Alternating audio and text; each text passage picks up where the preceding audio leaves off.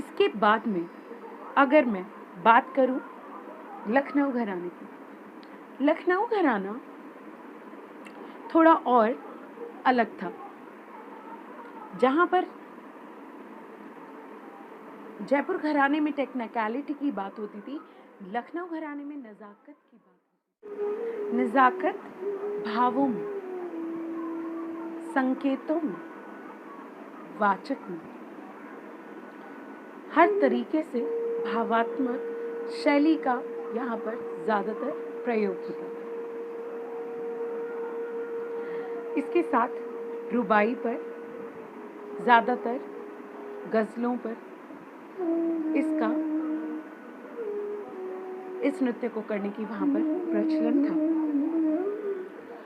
अगर मैं बात करूं अब, ज़्यादातर इसमें श्रृंगार रस का असर दिखाई पड़ता था। अब हम आ जाते हैं तीसरे घराने की तरफ, बनारस घराना। बनारस घराना क्योंकि गंगा के तट पर स्थित बनारस में यह पूरी तरीके से फैला हुआ था, क्योंकि वहाँ पर अभी भी आध्यात्म था, क्योंकि अभी भी वहाँ पर गंगा के किनारे कई हिंदू माइथोलॉजिकल कथावाचक आपको मिल जाते, तो उनके इम्पैक्ट में भक्ति रस अभी भी यहाँ पर व्याप्त थी। यहाँ पर ज़्यादातर शैलियाँ जो दिखाई देती थी, जो ज़्यादातर रचनाएं दिखाई देती थी, वो ठुमरी पर दिखाई देती थी, वो दिखाई देती थी भक्ति रस से मिली जुली। तो इस तरीके से 3 घरानों का उद्गम हुआ। अब मैं आते हैं इसके लास्ट फेज पर।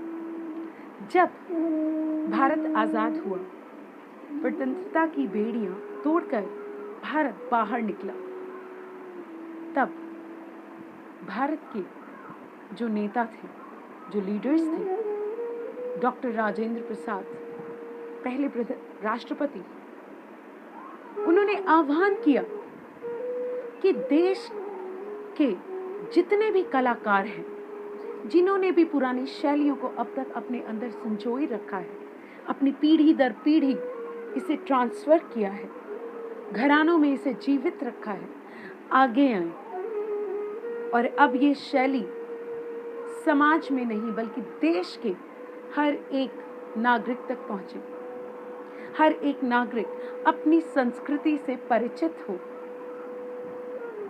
देश को पता हो कि उसका आधार क्या है,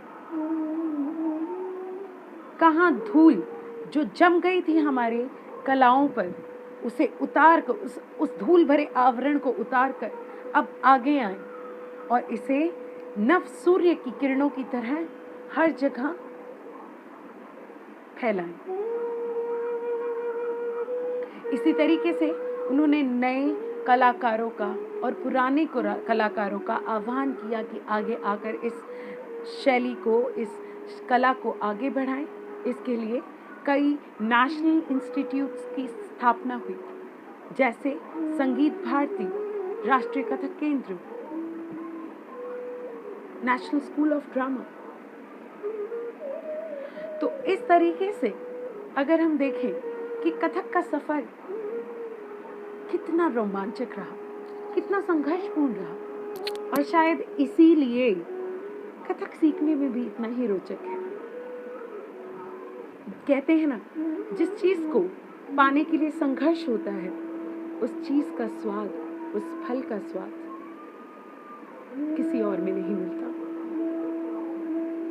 तो मैं ललिता स्वामी आज की कक्षा यहीं पर समाप्त करते हुए आपसे एक वादा करती हूँ कि नई क्लास में नए चैप्टर के साथ आपके साथ सामने ज़रूर आऊँगी। तब तक के लिए नमस्कार।